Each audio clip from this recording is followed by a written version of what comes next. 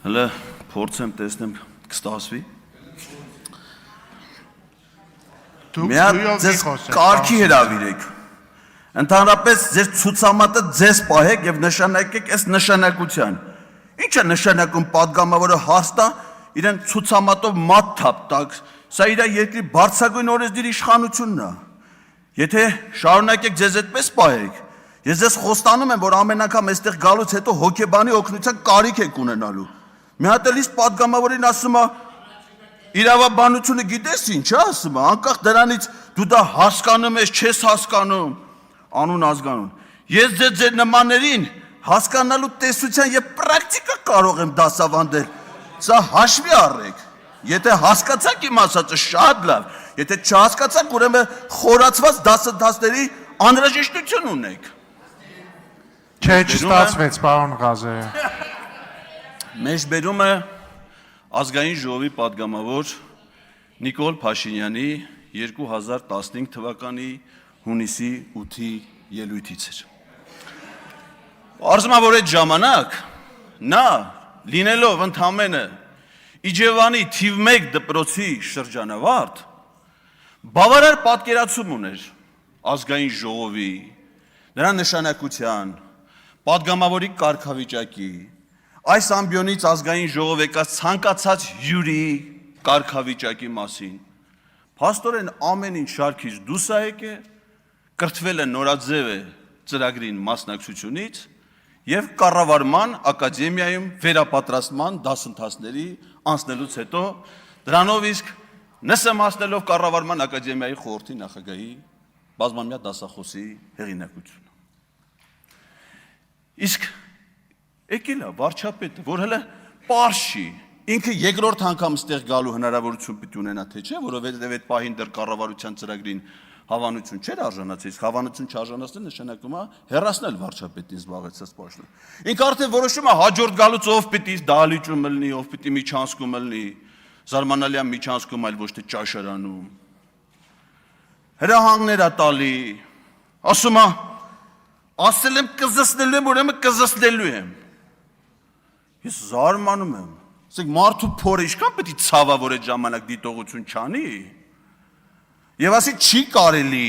հյուր ազգային ժողովում,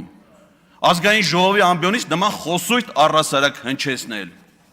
Պատգամավորների նկատմամբ հարգալից է պետք խոսել, այլ ոչ թե պետք է այստեղից պատգամավորներին, նրա ընտանիքի անդամներին ձերբակալության ապօրինությունների ցուցումներ տալ։ Ընդ որում հաջորդ օրը Մեհրիբան Ալիևի ծննդյան օրը ցուցումները, երբ որ այդ օրը Բերձորը հանձնվել է Ադրբեջանին 2022 թվականին, ցուցումներ տալ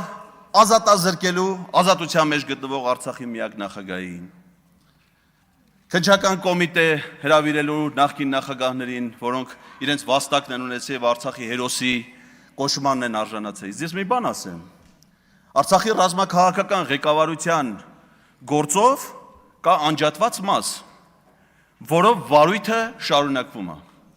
Եվ այդ վարույթում մեղադրյալի կարգավիճակ ունեն Հայաստանի նախկին նախագահներ Ռոբերտ Քոչարյանը, Սերժ Սարգսյանը, մեղադրյալի կարգավիճակ ունի Վազգեն Սարգսյանը, Մոնթե Մելքոնյանը, Արցախյան ազատամարտում իրենց նշանակալի դերակատարում ունեցած բազմաթիվ գործիչներ։ Եվ ոչ միայն նրանք, բարձում է մեզանից բոլորը, որովհետև հեռուստահաղորդավարուհի Լուլուն, նույն ինքը Լուսինե Բադալյանը, որը ժամանակին այցելել էր Արցախ հայրենասիրական։ Ներողություն, մի վարքան, պարոն Ղազարյան, ձեզ նախազգուշացում, ես չեմ կարծում, որ դուք բավարար մտերիմ հարաբերություններ ունեք Տիկին Բադալյանի հետ, որ նրան ստեղից անվանեք Լուլու։ Ձեզ Էդո ոչ մեկ ստեղ չի անվանում, շարունակեք ձեր ելույթը եւ այլևս նման բարամթեք չօգտագործեք։ Դիտողությունը տեղին չէ, Տիկին Բադալյանի։ Դիտողությունը տեղի է, շարունակեք ձեր ելույթը։ Դա իր ստեղծագործական գործունեության Մենք հիմա Տիկին Բադալյանի ստեղծագործական աշխատանքի շրջանակներում չեք, շարունակեք ձեր ելույթը։ Ընտրում եմ վերականգնեք իմ ժամանակը։ Երբ որ նա այցելում էր Արցախ եւ ոչ միայն նա, ես տեսել եմ Facebook-ում այլ падգամավորի լուսանկարը սիրելի Արցախից այլ падգամավորների հետ։ Իսկ դու գիտեք ինչի համար է մեղադրվում Ռուբեն Բաբայանը։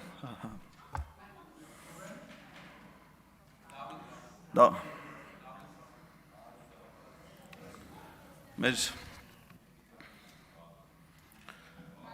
Վարդանյանը, ներողություն, ինձ ընդհատելու հետևանքներն է դա։ Ադրբեջանի սահմանը ապօրինի հատելու համար։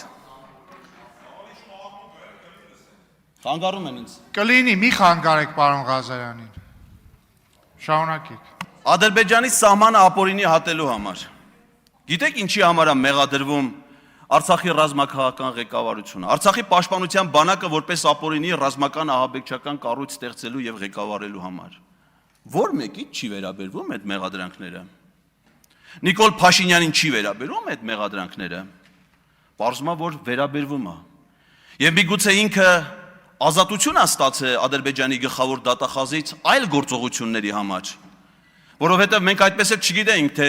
Ստամբուլում Ռեջեփ Թայիփ Էրդողանի հետ հանդիպումից անմիջապես հետո եւ Վաշինգտոն գնալուց առաջ Աբու Դաբիում Իլհամ Ալիևի հետ 5 ժամանոց առանձնազրույցը ինչի մասին ա եղել, որովհետև նույնիսկ հայ պաշտոնյաներ այդ հանդիպանը չեն մասնակցել։ Ես մասնակցել եմ։ 5 ժամանոց հանդիպանը չեք մասնակցել, դուք օնլայնված կազմել, ուստի չգիտեք թե ինչին եք մասնակցել։ Իմ տեղեկացվածությունը ավելի շատ է նույնիսկ ձեր գործունեության մասին։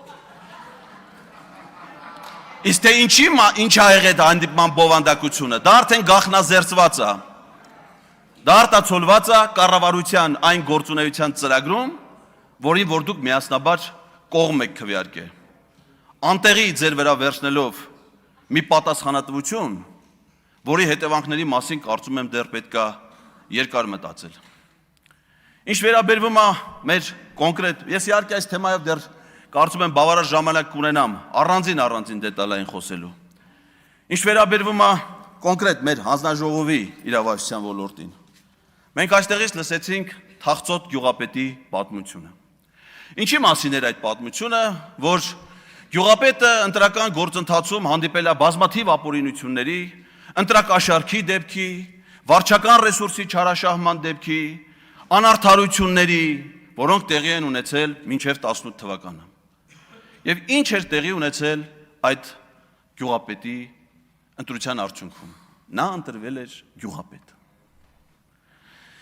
Եվ եթե այդ ժամանակահատվածում եղել են անարդարություններ, եղել են ընտրակեղծիքներ, չարաշահումներ, ապա ով էր դրա պատասխանատուն։ Կենտրոնական ընտրական հանձնաժողովը։ Ով էր գլխավորում կենտրոնական ընտրական հանձնաժողովը։ Տիգրան Մուկուչյանը։ Իսկ երբ որ արդեն Թախծոտ գյուղապետը դարձել էր երջանիկ մարզպետ եւ տնօրինում էր 40,000 հեկտար ոռոգելի այգիներ, այդ ժամանակ նույն Տիգրան Մուկուչյանը իրենց քաղաքական ուժի համար կազմակերպում էր 2018 թվականի Երևանի ավականու արտահերթ ընտրությունները, 2018 թվականի ազգային ժողովի արտահերթ ընտրությունները, 2020 թվականի ձախողած հանրաքվեներ նախապատրաստում կազմակերպել, 2021 թվականի ազգային ժողովի արտահերթ ընտրությունները, 2022 թվականի տեղական ընտրությունները։ Տիգրան Մուկուչյանը մի հրաշքով վերածվել էր հրաշագործ դեմոկրատական ընտրություններ կազմակերպողի։ Իսկ Տիգրան Մուկուչյանի հանձնաժողովի քարտուղարը, որը ժամանակին առաջադրվել եւ ընտրվել էր Հանրապետական կուսակցության կողմից, Արմեն Սմբատյանը, 2025 թվականին քաղաքացիական պայմանագիր խմբակցության կողմից առաջադրվում եւ ընտրվում է կենտրոնական ընտրական հանձնաժողովի անդամ եւ դառնում հանձնաժողովի քարտուղար։ Ամեն ինչ ընկավ իր տեղը։ Հիմա արդեն ընտրությունները ժողովրդավարական սկզբունքներով են կազմակերպվում։ Ուղղակի ի տարբերություն Թախծոտ գյուղապետին այնքան երջանիկ է, որ ընտրություններից հետո չի գնդակահարվել։ Ինչպես դա եղել է Փարաքարի պարագայում։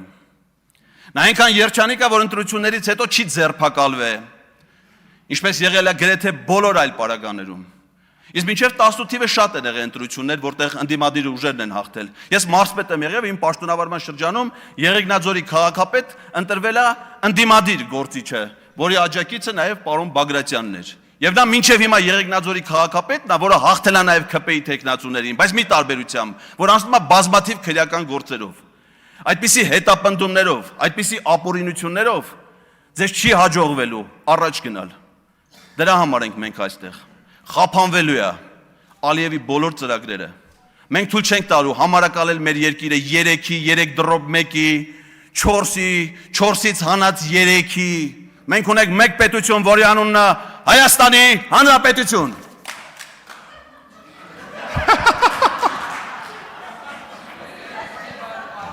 Մենակ Ֆարմանյանը Իմացեք ով է ձեր բարեկամը, պարոն Ղազարյան, Հայկ Ֆարմանյան, Արթուր Խաչատրյան, համեցեք։